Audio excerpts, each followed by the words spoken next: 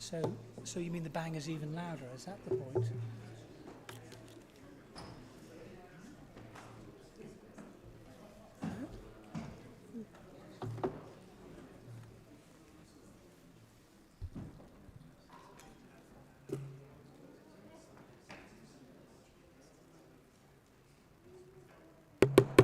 Councillors, ladies and gentlemen, please be upstanding for the Mayor of Hertsmere Borough Council.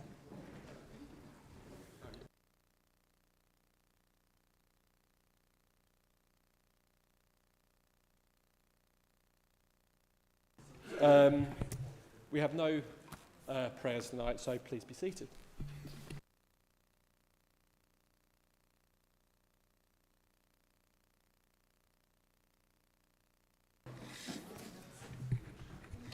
Okay. Good evening. Can I welcome everyone to this extraordinary meeting of Hertsmere Borough Council, including those in the public gallery and watching online. My name is Councillor Richard Butler and I am the Mayor of Hertsmere and I will be chairing this meeting. Before we continue, please can I ask everyone to make sure that your mobile phone is turned off or switched to silent. Thank you. The fire evacuation procedure. On hearing the fire alarm, please leave the building immediately using the nearest available exits. There are exits at the rear and side of the chamber. Do not, under any circumstances, use the lift. The assembly point is in the Civic Car Park in the area next to the roundabout. You should not re-enter the building until it is known safe to do so. The first item of business for the Council this evening is Agenda Item 1, Apologies and Communications. Do we have any apologies for absence or lateness? I do have apologies for absence from Councillors Ponder, Sarah Hodgson-Jones, Paul Hodgson-Jones, Councillor Matthews, Councillor Selby and Councillor Nicholas. Yes, please, Councillor Richardson. Thank you, Mr Mayor. Apologies for lateness from Councillor Maxie Allen. She should be here between 10 past and quarter past. Do we have any other apologies, please? No? Okay, thank you. Communications. You will know, members, that robust but civil debate is the essence of democracy. The respectful conduct in this chamber is key importance to the good reputation of our council. I will be keen to ensure that debate is civil and timely throughout the evening and would ask your support in this respect. 2 points in our procedure rules to avoid any misunderstanding by members. If you raise a point of order to speak, I will immediately ask you to identify which procedure rule or law has been broken. In your opinion, if you cannot answer this question to my satisfaction, I will ask you to sit down as it is not a point of order. B, if you wish to make a point of personal explanation, this only applies if you have already spoken in the current debate and feel that a member has misunderstood something that you said in that debate. If you raise this point, you must have spoken in the debate. I will ask you to state specifically which part of the speech has been misunderstood, and if you cannot answer this, I will ask you to sit down. On this note, following our last meeting, it has been agreed on behalf of Councillors Newmark and Councillor A. Sakdev that the following statement be read out by me in my role as Chair on behalf of Councillor Newmark. So to be clear, I am reading this letter as it was written for Councillor Newmark. Dear Councillor Sakdev, further to recent correspondence, I am writing to you with the following formal apology to demonstrate and reinforce the previous apology I made in the Chamber on the 26th of February. I am grateful for the confirmation via Pennington Marches Cooper that the terms of this apologies are acceptable to you and bring this matter to a resolution. I deeply regret and sincerely apologise to Councillor Sakdev for the statement I made about his remarks during the full council meeting of Hertsmere Borough Council on the 26th of February 2025. I usually choose my words with extreme care, but was impaired on this occasion due to, apologies if I get this word wrong, hyperglycemic attack. As I said at the meeting, I do not believe that Councillor Sakdev is anti-Semitic or holds any anti-Semitic beliefs at all. Nor do I believe that he meant any harm to me or the Jewish community. I accept that his comments were part of the cut and thrust of legitimate political debate, and I should not have allowed myself to have been triggered by them. I never intended to suggest that Councillor Sakdev has an anti-Semitic bone in his body. I believe that some people have understood my remarks in a different way. Therefore, I retract them entirely and without reservation. In fact, despite our party political differences, I know and have witnessed at first hand and have the deepest respect for Councillor Sakdev's values and what he stands for. I sent a copy of this letter to the Mayor in his capacity as Chair of Full Council with a request that it be read out at the start of the next extraordinary or ordinary meeting of Council, scheduled for the 19th and 26th of February respectively, as appropriate. I look forward to continuing to work with you for the benefit of the borough. Yours sincerely, Councillor Jeremy Newmark, Leader of the Council. And just to reiterate, I've read that out how it was written. Thank you, members. I will now I won't take any decision or debate on this statement, and I shall now carry on with the rest of the agenda. So we're going to now move on to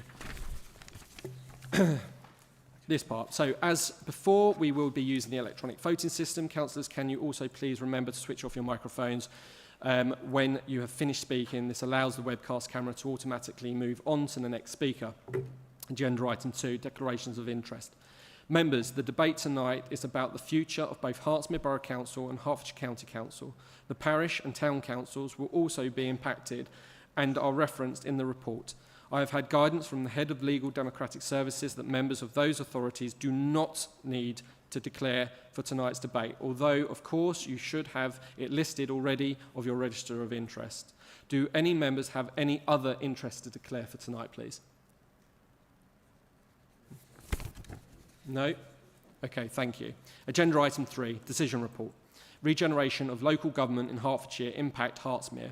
Members, I've spoken... But I'm just reading it how it's written, sorry. Apologies. Members, I've spoken with the group leaders. This is an important debate, and such we will be holding a debate using similar rules as the budget. This will be 10 minutes for each party spokesperson on the report, and then a member who wishes to speak will be given 3 minutes each.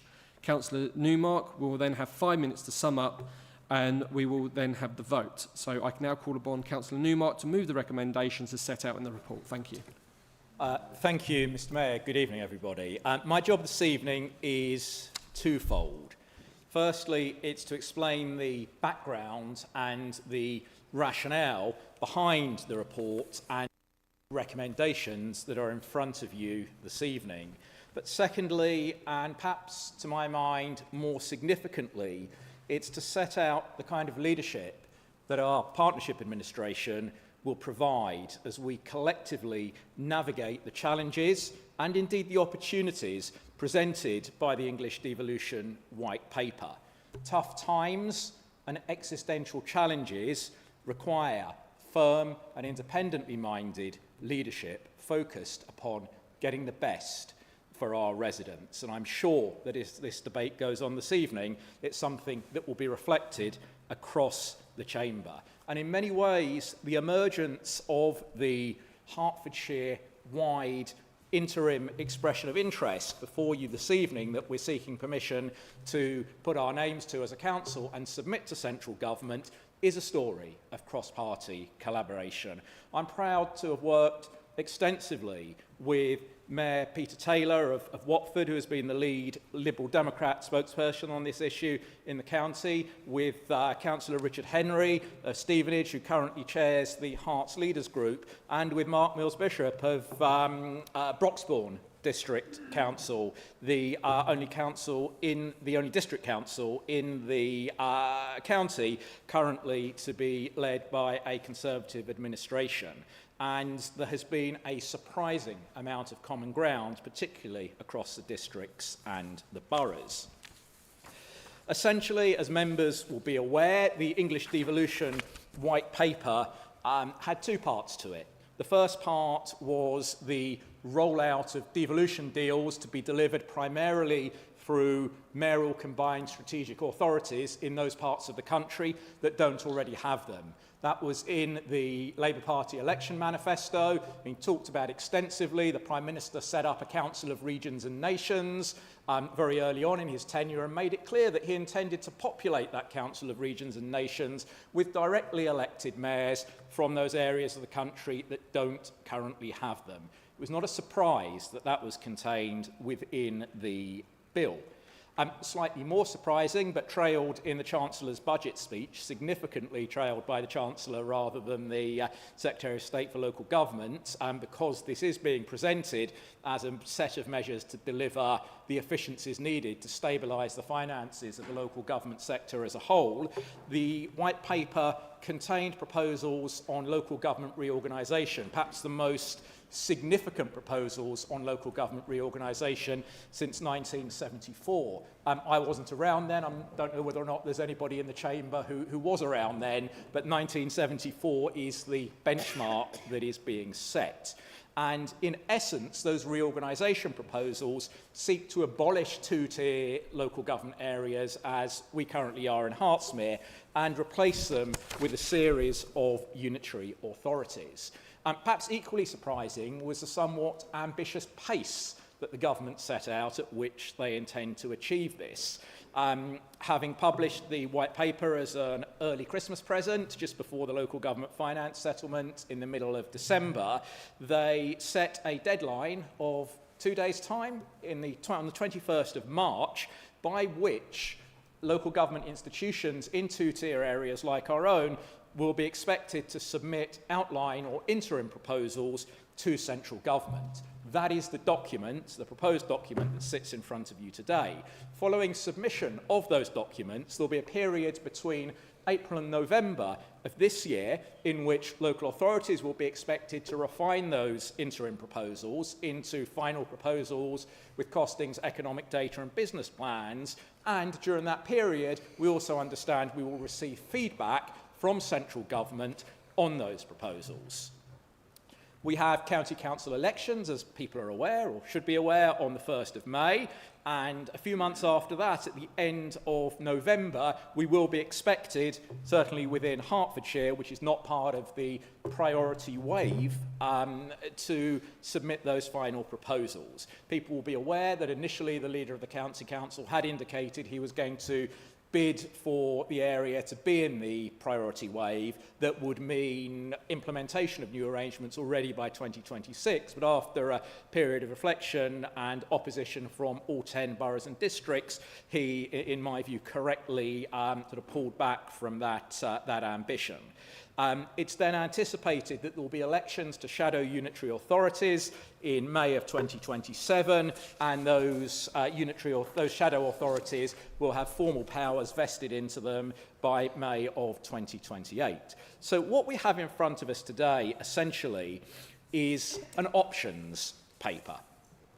The interim proposal that's been agreed by the leaders of all the borough and district councils around Hertfordshire and the county council, some may say fudges the essential question, but what it does is it ensures that Hertfordshire will continue to have a voice and its own agency, because government made it very clear in areas where local authorities cannot demonstrate that they are working together collaboratively, government will step in. It will no longer be within the agency of those local authorities in the localities to make those decisions themselves. It's absolutely essential that we're able to show we are still in the same room, having the same conversation, even if we disagree on the details. So the options set out in the interim paper that's been circulated range from a mega council, a single unitary authority covering 1.2 million people that would see in excess of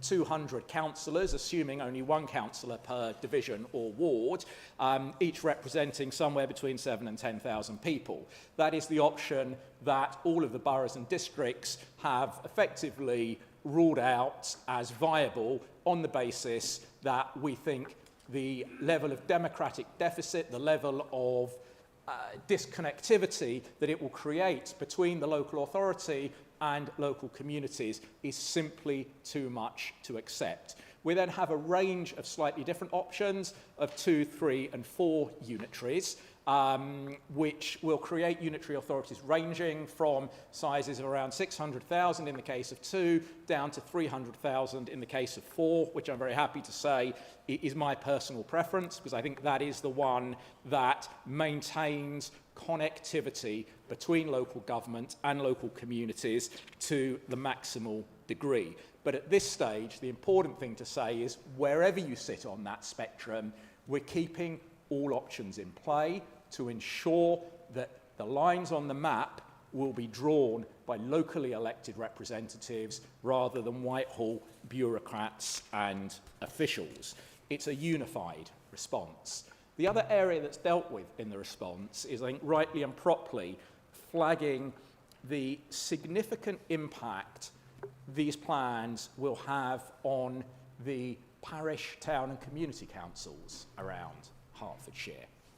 Whilst the government are talking about getting rid of two-tier areas, the reality is to maintain the extent of localism that we currently enjoy, it is the collective view of all of the Hertfordshire boroughs and districts that, to some degree, that new localism will need to be delivered at parish and town level. In Potters Bar, there already moves towards establishing a new town or community council. I know a debate continues in Bushey, but the report very clearly sets out the imperative and the momentum that will happen both at parish level itself and between the parishes and districts to ensure that where appropriate, assets move into parish or town council stewardship to protect those local connections.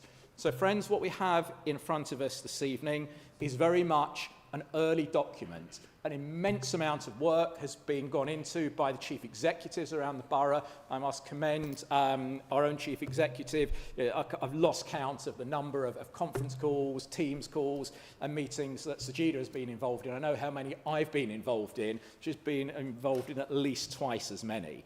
As an authority and as a leadership, we haven't been shy about standing up to central government for the interests of Hertsmere, both publicly and privately, in some very frank meetings that I've held with ministers. But most importantly, and most significantly, I want to home in on the fact that as an authority, we've just celebrated our 50th anniversary. When Hertsmere was set up 50 years ago, some people said it was just a set of boundary lines drawn up by Whitehall officials. And to some extent, it was. But since then, we've turned it into so much more. We've celebrated key occasions together. We've cried and commiserated in national tragedies together. We came through the pandemic together. Councillor And Newmark. I know that whatever our politics, whatever happens here, we'll stick together. Thank you, Councillor Newmark. Can I call on seconder, please? Councillor Bright. Thank you very much, Mr. Mayor. I'd like to second this, and I reserve my right to speak. Thank you. I'll just note that. Members, this item is now open for debate. Yep, Councillor Richards, please.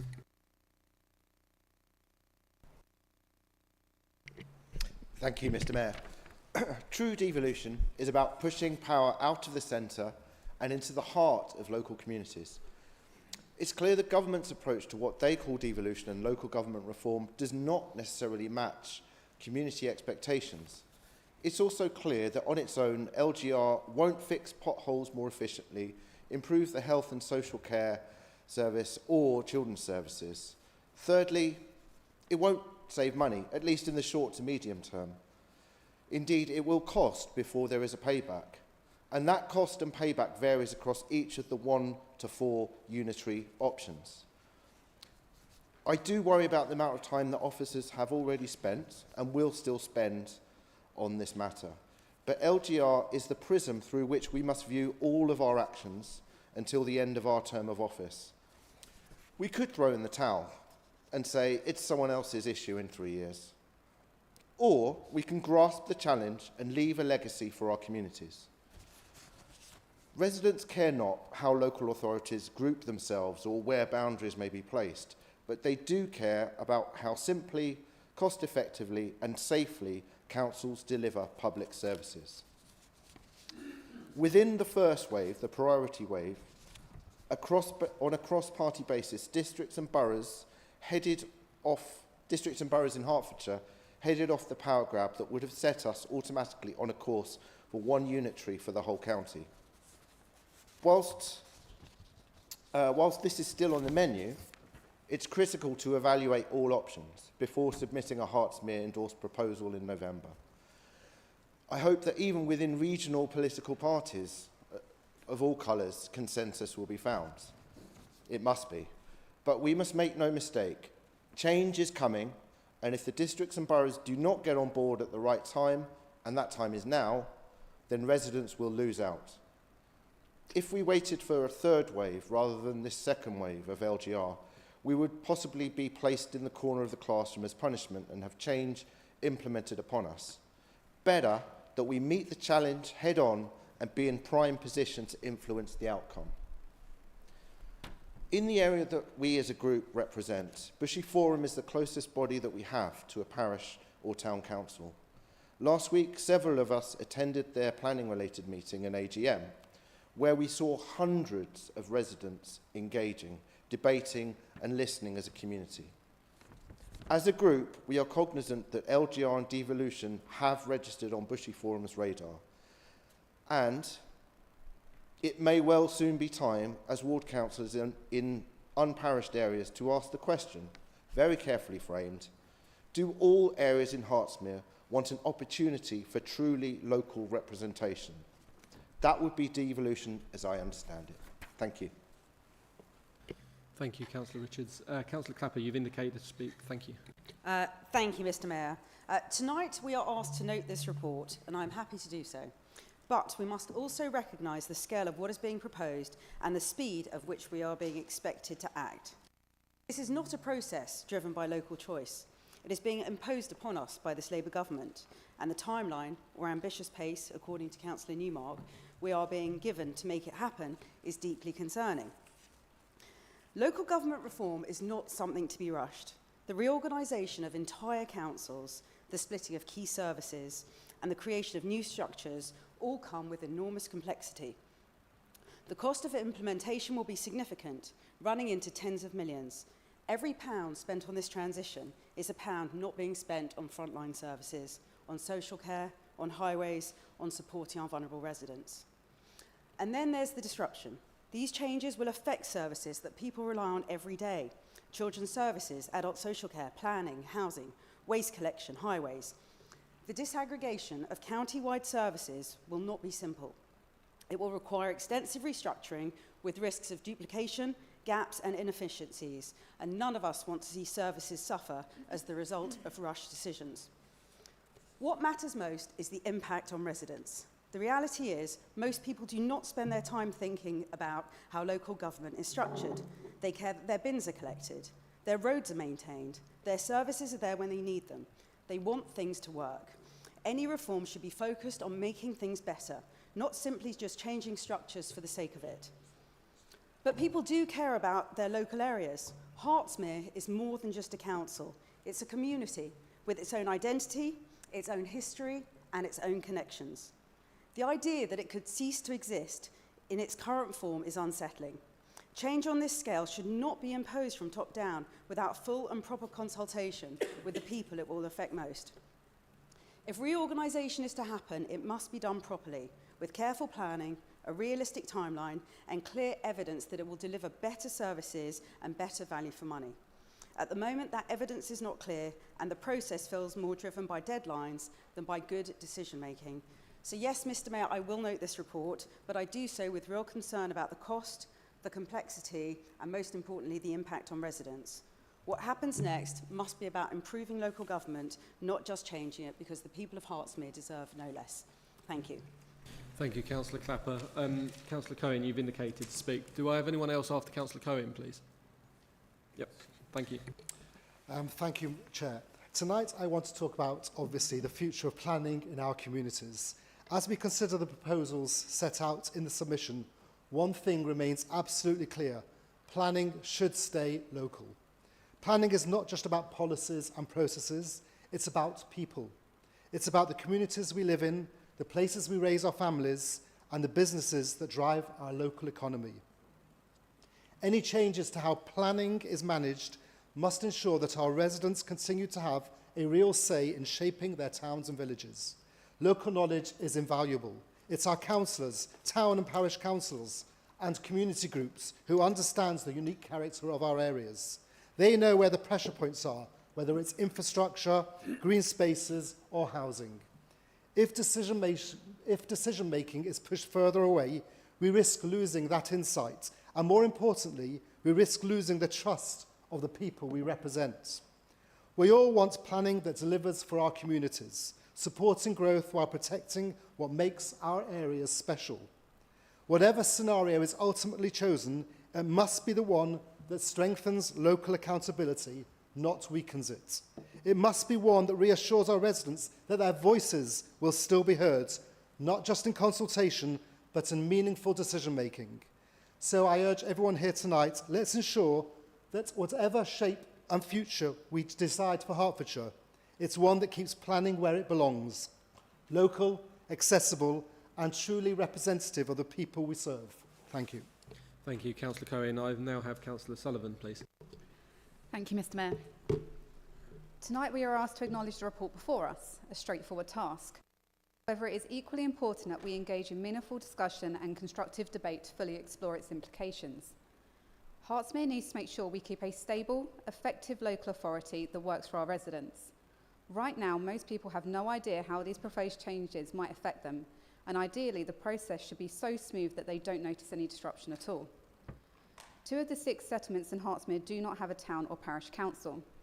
The first is Bushy and the second is Potters Bar, where I am an elected representative. The background around this item introduces some very large uncertainties around the role and powers of current and future parish or town councils.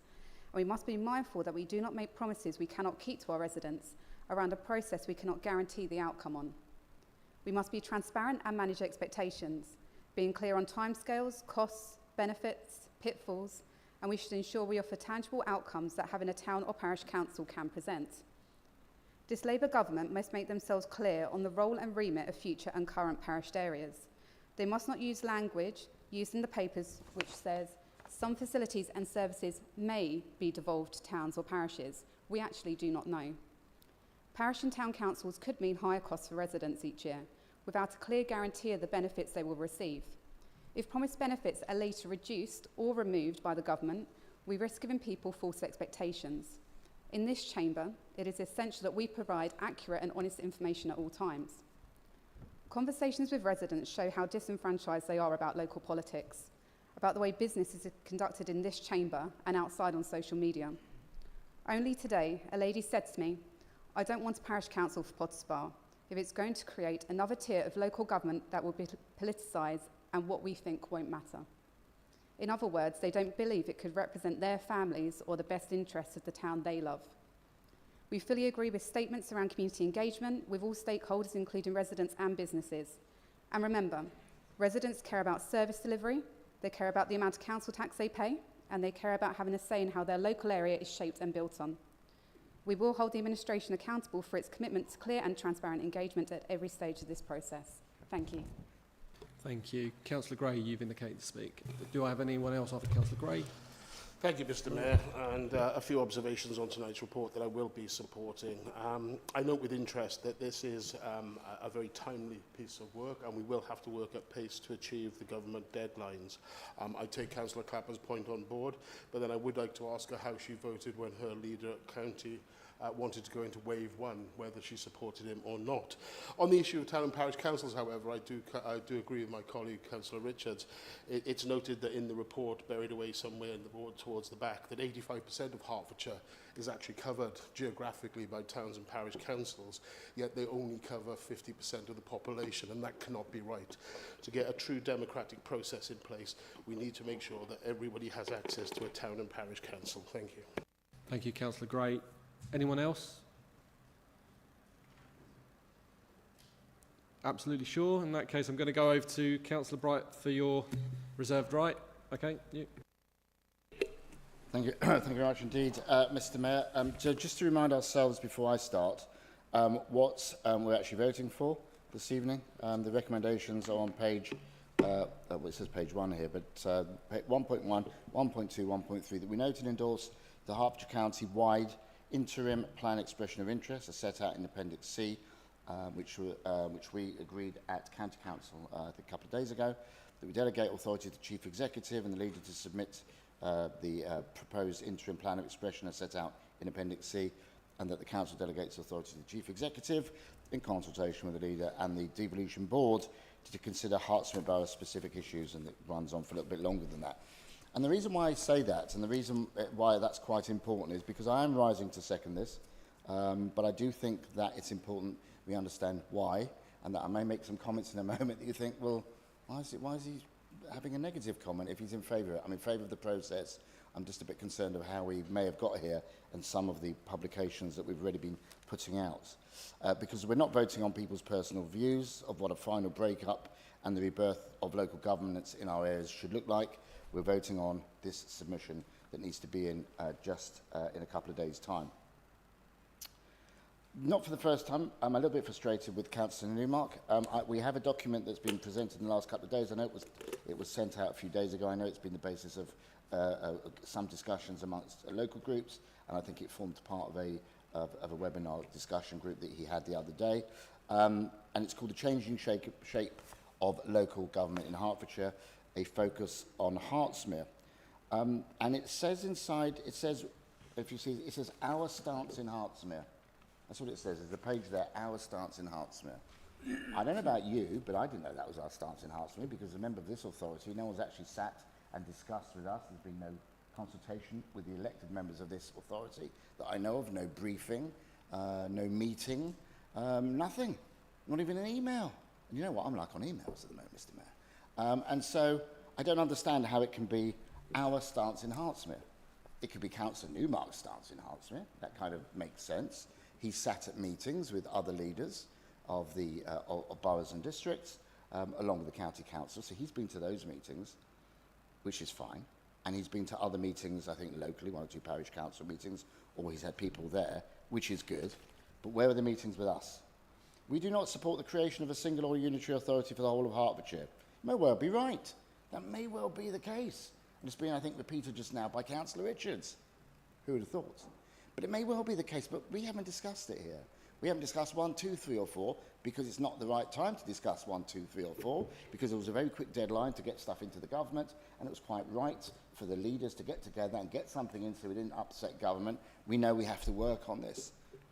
But then don't put out a page that says our stance in Hertsmere is we don't support the creation of a single or unitary authority for the whole of Hertfordshire. Future changes must be carefully considered, transparent and inclusive, ensuring that residents and businesses are fully engaged in shaping the future governance of Hertfordshire, and that a cross-party devolution board to be established to consider Hertsmere-specific issues. Cart and horse. How can you go out and say this is the stance in Hertsmere before you even had the devolution board made up of members from across all parties sit down and talk about it? This is another case and another example of the leadership treating the elected members in a second-class way. And as far as I'm concerned, it's unacceptable, because when Councillor Newmark gets up and says we must all work together for the good of our people, for the good of our residents, by the way, I don't support actually 1, but I do support 4. We don't want to know that at this stage. Stop loading the pack, right? Get on with doing what the leader does and work together with your members first of all, and then you go out and discuss things with the people and the residents, and then you bring that back and discuss it further. This is not appropriate, and I am concerned. I accept we're in a rush to meet the government deadline, but that doesn't excuse not getting members involved. You can't say there's cross-party collaboration with other group leaders, but there's been none at all with members here. Yes, there is a page on parishes as well, and unparished areas. We've heard the great rush now. It was interesting, because I remember, I think it was 15 years ago, when we did an opinion, well, not an opinion, probably did a referendum, and we got a 43% return rate in Potter's Bar. At that time, they didn't want a parish council. Things may well have changed by now. Some may want it, some may not, but they have to be presented with the facts.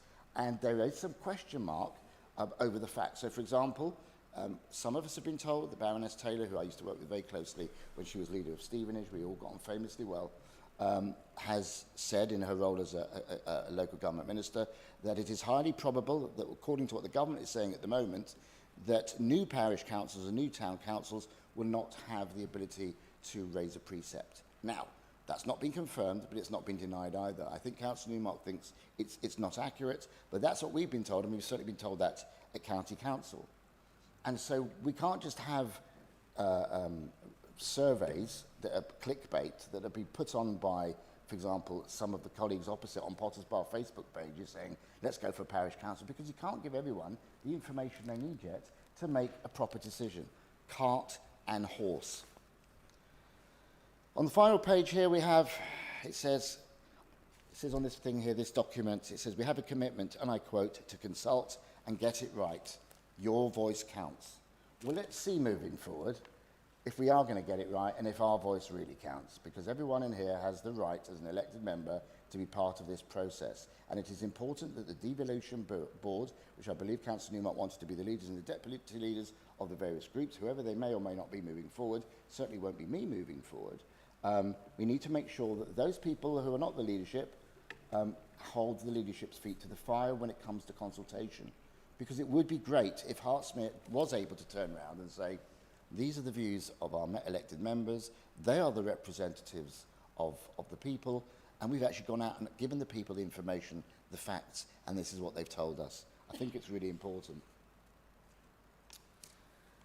So to come back to the actual matter itself, I do think the government is moving at very undue and untested breakneck speed. It will be very interesting to see whether or not the first 9 or 10 that are going to be happening in the next 2 years actually happen on time, and whether or not that will keep us on time. I appreciate the timetable that's been put out. It seems a little fast, but to be honest with you, bearing in mind I suspect that the Labour government needs to get this done before a general election, which would have to take place in 2029. I suspect that at the very least they would want elections in 28, so that if anything happened in 29, local elections, they could have got it all through and say, look, we have reorganised government like we said we would do. And I think that's not unreasonable. They're perfectly entitled to do that. But we need to understand that we're talking about changes that are going to affect us for the next 50 years or so. There's a lack of supporting resources. County think it could cost up to £50 million to produce all this and the work that's got to go into it.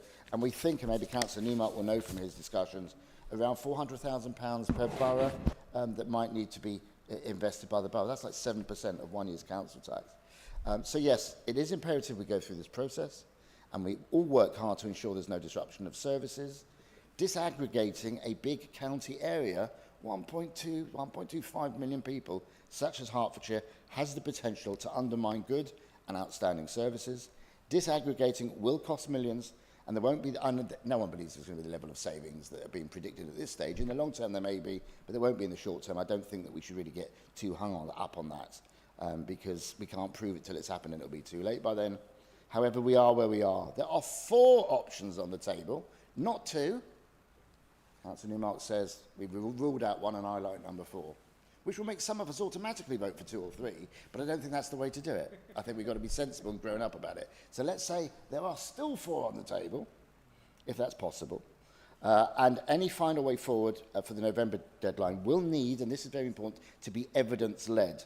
If it is not evidence-led, if it's just done because a person wants it, I have no doubt the government will enforce a way on us, which could be very, very bad, and especially for our residents. Ultimately, the evidence will lead the decision over which scenario will work best for Hertfordshire in general, and I hope Hertsmere in particular on this occasion. So it's important that the boroughs and districts and county do work with government to find a solution that works for as near as all possible. You're not going to please everyone, believe me, and to do what is best for our residents and businesses. So I request that council receives an update report, even if it's a short one, at every full council meeting between now and November, with an opportunity to ask questions. It could be like reports of a committee chair. Let's just bring it here so we can ask questions.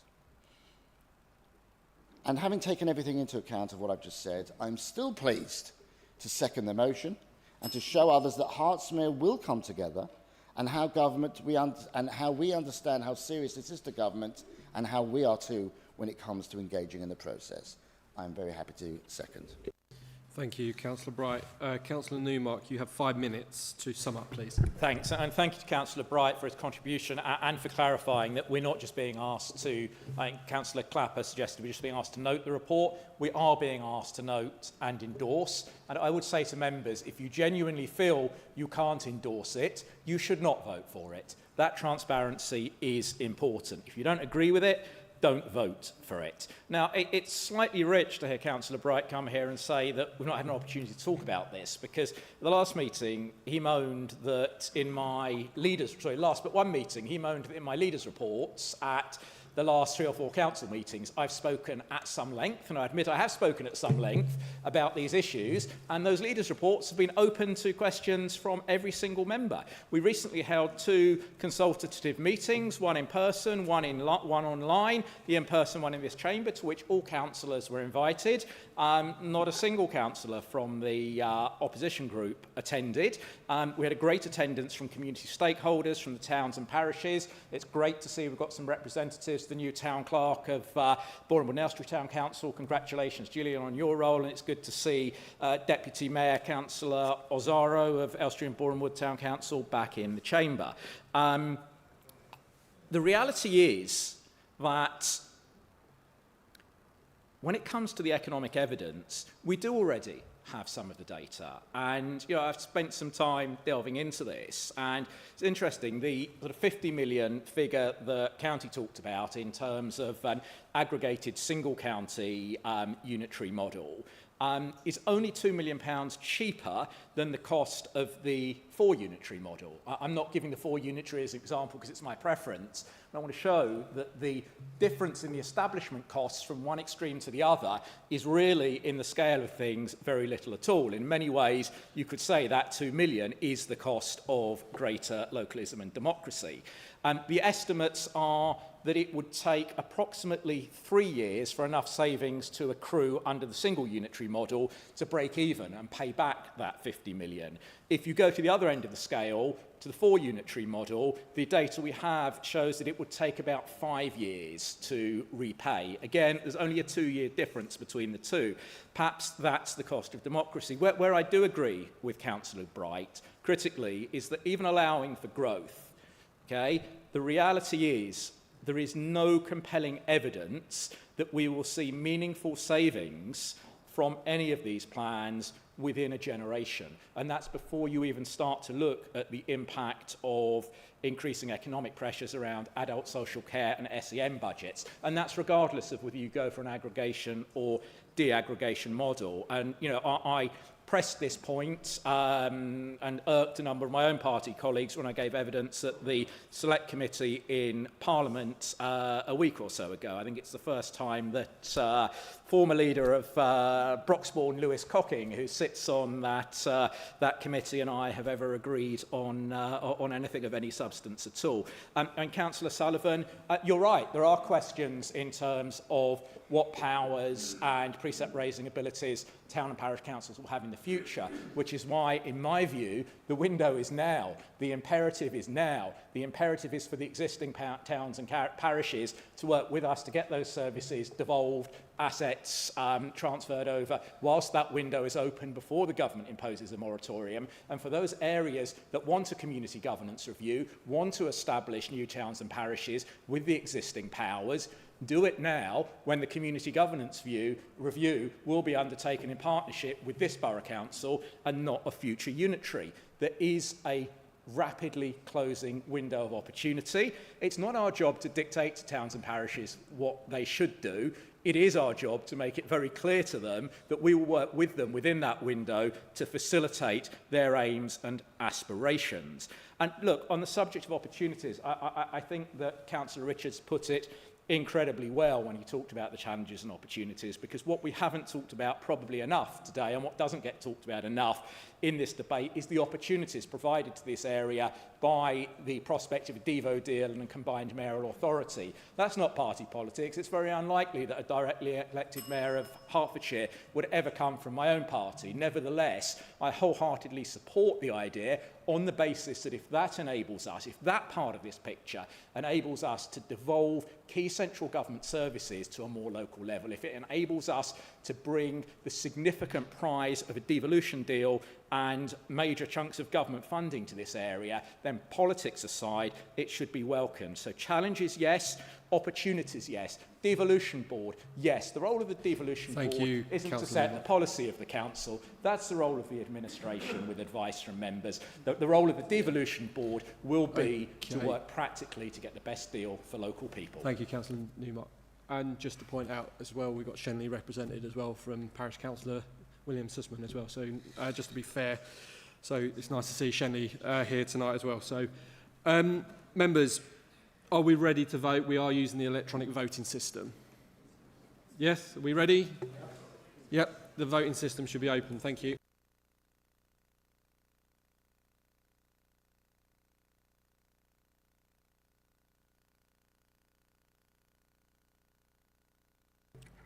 That's carried, and I believe there's none that are on there that aren't actually here. So yes, that's carried unanimously for tonight. Thank you. In that case, agenda item 4, any other urgent business? There is none. Agenda item 5, date of next meeting. The next meeting is scheduled for the 26th of March 2025. Thank you. I now declare this meeting closed.